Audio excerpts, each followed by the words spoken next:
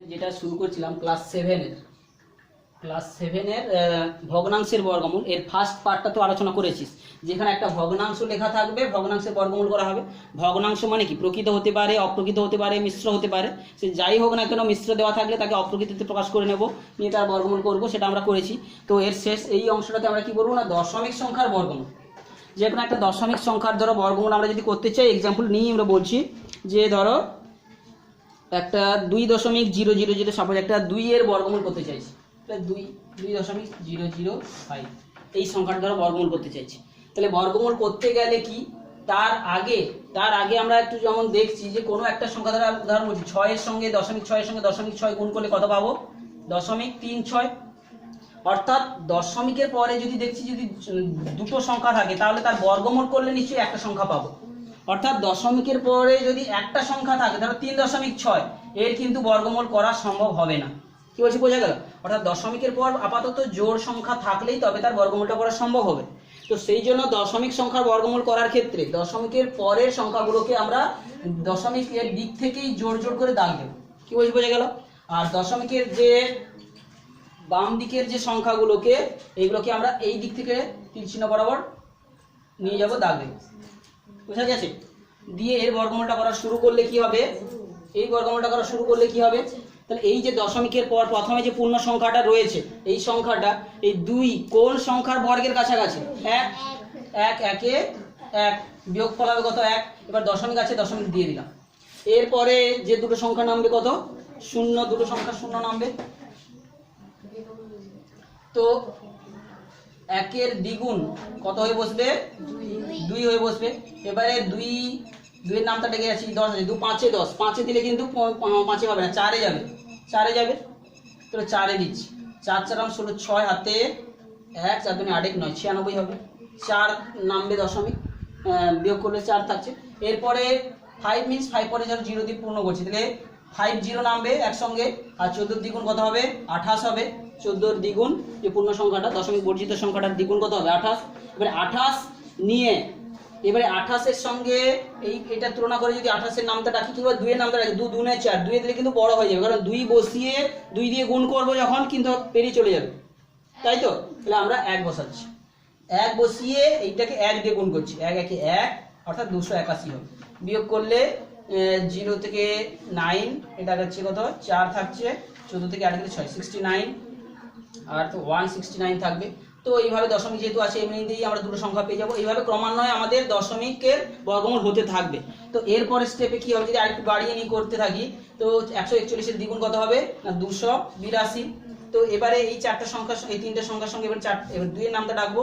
2 7 14, 7 জায়গা না দেখতে পারি, 7 হয়তো বেশি হয়ে যাবে, আমরা 6 দিচ্ছি, 6 দিয়ে দেখছি। এখানে 6টা লেখার আগে 6 দিয়ে মনে মনে ক্যালকুলেশন করে নিচ্ছি। 6 6 36 6 হাতে 3, 6 2 12, 13 14 15 5 হাতে 1, 6 8 48, 1 49 9 হাতে 4, 6 2 12 4 16। তো এটা পেরিয়ে যাচ্ছে, তো আমরা এটা 6 যাবে না, 5 যাবে, 5 দিয়ে এর বর্গমূলটা করতে হবে। বুঝা গেল? তোরা রাফলি এটা গুণটা করে নিবি সাইডে, তাহলে সুবিধা হবে। 5 5 25 5 হাতে 2,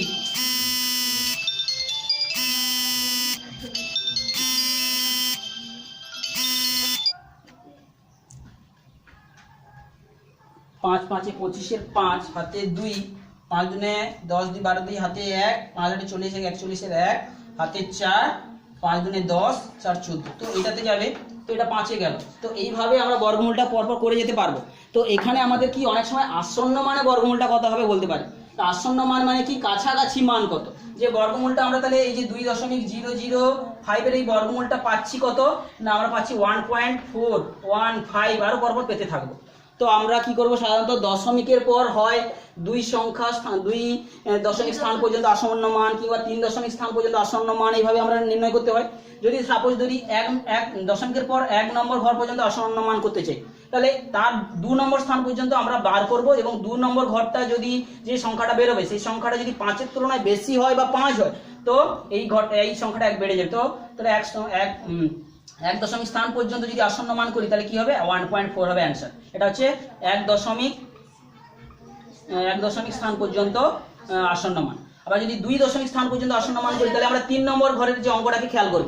এটা যেহেতু 5 আছে এবং 5 থাকা বা 5 থেকে বেশি থাকলে এক ঘর বেড়ে যাবে, তাহলে যেহেতু এক যোগ হয়ে কত হবে, এটা হচ্ছে 1.42, এটা হচ্ছে 2 দশমিক স্থান পর্যন্ত আসন্ন মান।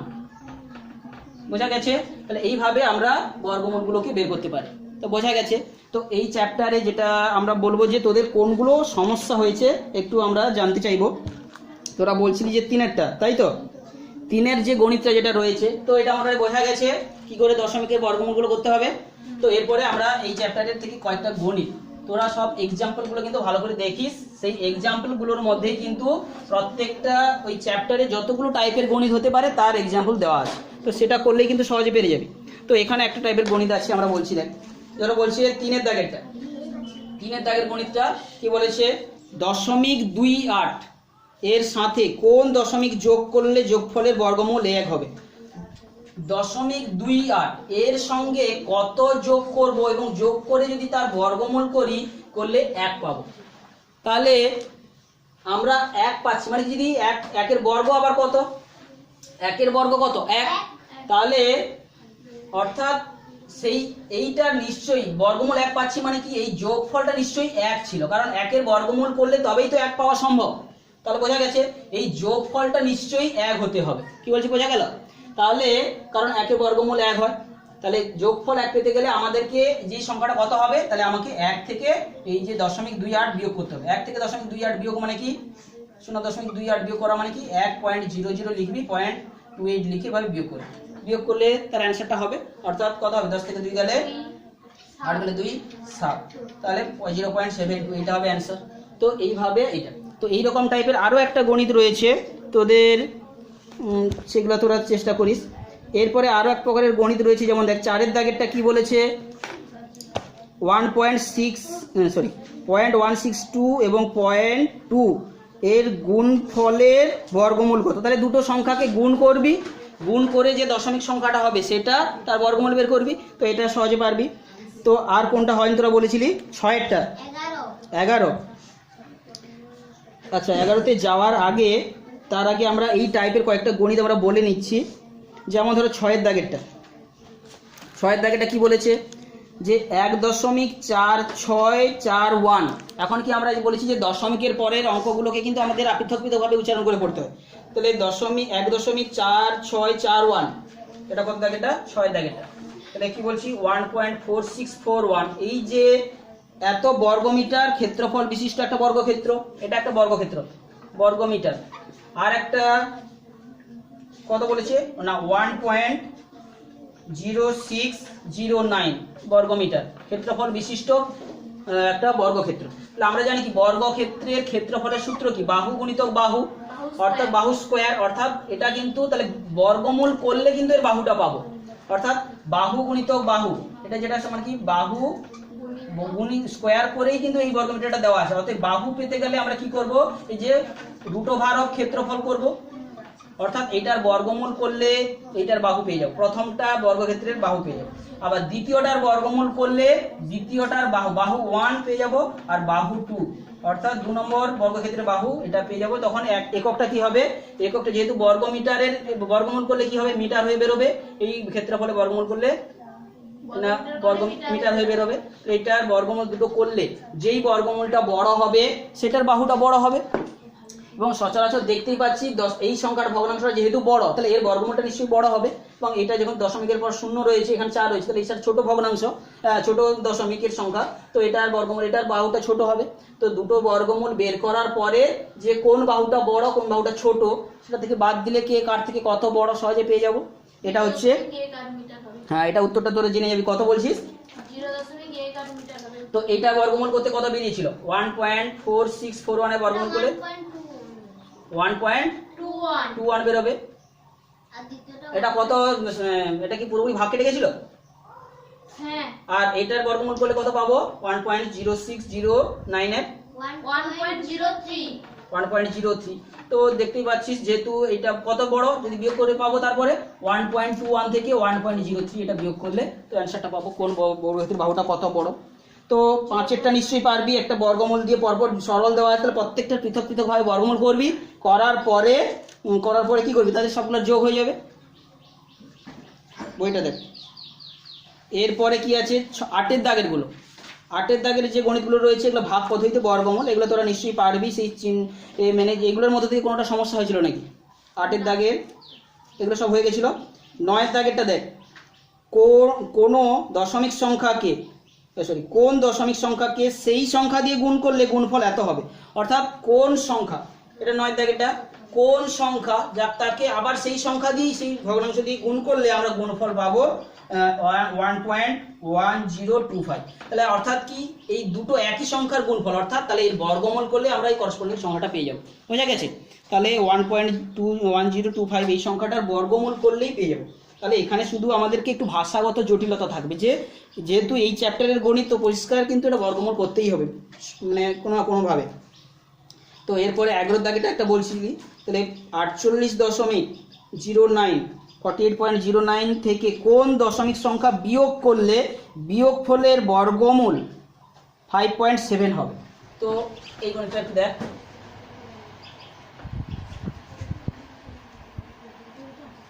কি বলেছে না, 48.09 এই যে সংখ্যাটা দশমিক সংখ্যা, এর থেকে কোন দশমিক সংখ্যাটা আমরা বিয়োগ করব, যে কোন একটা সংখ্যা বিয়োগ করে তার যদি বর্গমূল করা হয়, বর্গমূল করলে কত হবে, বিয়োগ করে বর্গমূল করলে 5.7 হবে, 5.7 হবে। তো এই ধরনের গণিতটা তো এর একটু আগে আমরা করলাম, যে কত যোগ করে তার বর্গমূল করলে এত হবে। অর্থাৎ আমরা কি করব, এর বর্গ করে সেই বর্গটাকে এইটা থেকে বিয়োগ করতে হবে। কি করে এটা হচ্ছে আমরা একবার বলে দিচ্ছি। তাহলে গণিতটা পড়ে আমরা বুঝতে পেরেছি যে এইভাবে তার হচ্ছে তার সমস্যাটা, সংখ্যাটা থেকে কত বিয়োগ করব, এটা বর্গমূল করলে এটা পাবো। তো উভয় পক্ষে যদি আমি বর্গ করে দিই, উভয় পক্ষে বর্গ করে দেওয়া মানে কি, এই চিহ্ন উঠে যাবে।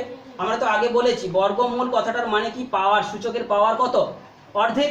তাহলে বর্গ যদি করে দিই, বর্গ করে দেওয়া মানে কি 2 দিয়ে যদি উভয় উপর পক্ষে পাওয়ার 2 গুণ করি, তাহলে 2 কেটে গিয়ে পাশে তাহলে বর্গমূল চিহ্ন ওটা উঠে যাবে। তাহলে বর্গ উভয় পক্ষে করলে কত পাবো, 48.09টা পাবো, বিযুক্ত সেই সংখ্যাটা ধরো পাবো। আমি ধরো সেই সংখ্যাটাকে x লিখছি, তাহলে এইটা থাকলে এর পাশে বর্গ করলে কত হয়ে যাচ্ছে, 5.7 এর বর্গ। তো এখন এই xটা পেতে গেলে আমরা কি করবো, xটাকে যদি এ পাশে নিয়ে আসি আর এটাকে যদি এ পাশে নিয়ে আসি, তাহলে আমরা পেয়ে যাবো কত, 48.09 বিযুক্ত 5.7 এর বর্গ করে দিলাম, আর x এর পাশে চলে এলে x। অর্থাৎ সংখ্যাটা পেতে গেলে আমাদের কি করতে হবে, যেই দশমিক সংখ্যাটা দেওয়া আছে সেটা থেকে যেইটা বর্গমূল পেয়েছি তার বর্গ করে বিয়োগ করতে হবে, করলে এই সংখ্যাটা আমরা পেয়ে যাব। তো এটা গুণ করে বর্গ করবি, তারপরে বিয়োগ করবি, দেখবি 32.49 কত হচ্ছে, 32.49। তাহলে এই সংখ্যাটা পাবি। তাহলে এমনি 5.57 into 5.7 করতে তোরা কত পেয়েছিলি, 5.7 into 5.7, আচ্ছা এটা 32.49। তাহলে এটা থেকে বাদ দিলে নিশ্চয়ই উত্তরটা পেয়ে যাবি। 48.09 থেকে এটা বাদ দিলে যে অ্যানসারটা হবে সেটাই হবে আমাদের, যে দরকারটা উত্তরটা হবে সেটাই, বিয়োগ করলে এটা পেয়ে যাবি 32.49, আর এটা থেকে বিয়োগ করবি, তাহলে x এর মানটা পেয়ে যাবি। এইরকম আর এক ধরনের গণিত বড়া বলছিস, যে 13-র দাগটা, তাই তো? তো এটা নিশ্চয়ই বুঝতে পেরেছিস যে সংখ্যাটা দেওয়া আছে সেটা থেকে শুধু বর্গ করে বিয়োগ করতে হবে। তোরা সেটা কেন বর্গ করে বিয়োগ করতে হবে সেটা আমরা করে দেখালাম।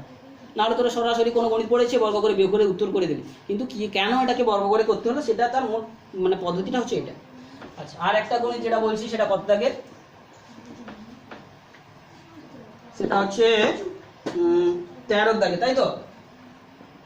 কমলাকান্ত বলছি সেটা তো, √6, 13 দাগের একেরটা কি বলেছে, যে √6 2 দশমিক স্থান পর্যন্ত আসন্ন মানে লিখি। তাহলে আসন্ন মান মানে কি, 2 দশমিক স্থান পর্যন্ত লিখতে গেলে আমাদেরকে 3 দশমিক স্থান পর্যন্ত কিন্তু বর্গমূল বের করতে হবে। √6 এর বর্গমূল আমরা 6টাকে লিখবো কত, 6.0000। তাহলে 3 দশমিক করতে গেলে আমাদেরকে কিন্তু 6টা শূন্য নিতে হবে, কারণ কি দুটোর জন্য বর্গমূল হয়ে একটা, দুটোর জন্য হয়ে একটা, দুটোর জন্য হয়ে একটা আসবে। এরপরে এর বর্গমূল করার জন্য আমরা কি করব, এই দিকের গুলোর উপর জোড়ে জোড়ে মাথার উপর চিহ্ন দিলাম, আর এই দিক থেকে এটার উপর দিলাম। এবারে 6টা কার বর্গমূলের কাছাকাছি, কার বর্গের কাছাকাছি, 2 এর। তাহলে 2 দুনে 4, বিয়োগ করলে কত হবে, 2 পাবো, দশমিক আছে যেহেতু দশমিক দিয়ে দিলাম, তারপরে দুটো সংখ্যা নামবে, 2 এর দ্বিগুণ কত হবে, 4। এবার 4 এর নামটা 4 5 এ 20, কিন্তু 5 দিলে অনেক বড় হয়ে যাবে, 4 দুনে যাবে না 3 এ যাবে, 4 3 এ 12, 3 এ যাবে, 3 3 9, 4 এ যাবে, 4 এ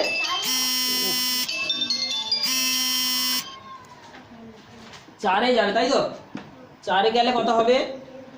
4 4 16, 6 হাতে 1, 4 4 16, 17, 176। তাহলে বিয়োগ করলে কত হবে? 4, 9 থেকে 2 বের হবে, তাহলে 24 বের হচ্ছে। তারপরে আবার দুটো সংখ্যা নামবে, তাই তো? দুটো শূন্য নামলো।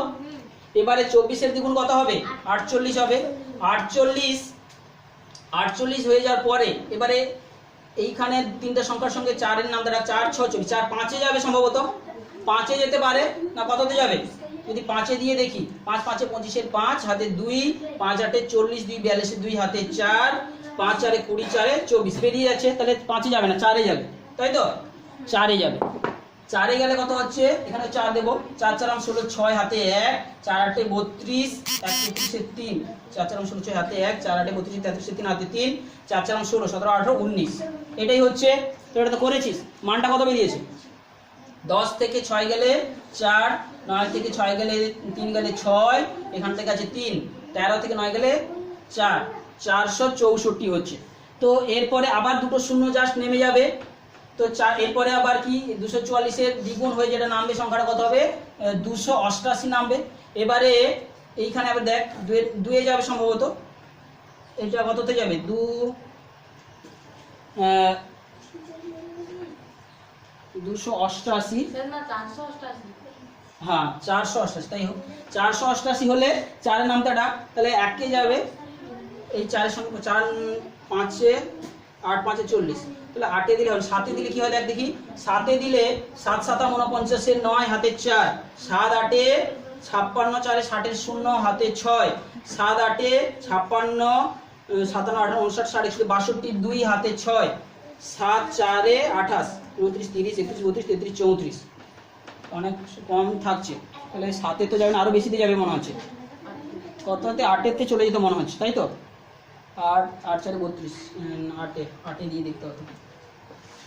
তাহলে 8-এ দিয়ে দেখতে হবে, তোরা রাফলি একটু গুণটা করে নিলে ভালো। তাহলে 8 আসছে 64, 4 হাতে 6, 8 আসছে 64 65 66 67 68 69 70, 70-এর 0 হাতে 7, 8 আসলাম 64 65 66 67 68 69 70, 71-এর 1 হাতে 7, 8 4-এ 32 33 34 35 36 37 38 39। তো আরো যেত মনে হচ্ছে নাকি? আরো যেত, তাহলে 9-এ চলে যেত মনে হচ্ছে। 9 চলে যেত সম্ভবত। আচ্ছা যাই হোক, তাহলে আপাতত আমাদের যেহেতু 3 দশমিক স্থান পর্যন্ত করতে হবে, 2 দশমিক স্থান পর্যন্ত আসন্ন মান, তো 2 দশমিক স্থান পর্যন্ত আসন্ন মান বর্গমূল কত হবে? তাহলে 3-এর ঘরেরটা যেহেতু 5-এর থেকে বেশি হয়ে যাচ্ছে, এই সংখ্যাটা 5-এর থেকে বেশি হচ্ছে, তাহলে এইটা কত হয়ে যাবে? এর বর্গমূলটা 2। তাহলে √6-এর 2 দশমিক স্থান পর্যন্ত আসন্ন মান করলে কি পেয়ে যাবো? 2.45, এক ঘর বেড়ে যাবে। তাহলে এটা হবে 2 দশমিক স্থান পর্যন্ত এর আসন্ন মান। তো এরকম ভাবে তোরা 8-এর বর্গমূল আর 11-র যেটা যত পর্যন্ত আসন্ন মান করতে বলেছে তার থেকে এক ঘর বেশি আমাদের বর্গমূলটা করতে হবে, করার পরে তাহলে আসন্ন মানটা করতে সুবিধা হবে। আর এইভাবে তোরা এই চ্যাপ্টারটাকে পুরোটা কভার করিস। বোঝা গেছে? 2 দশমিক স্থান পর্যন্ত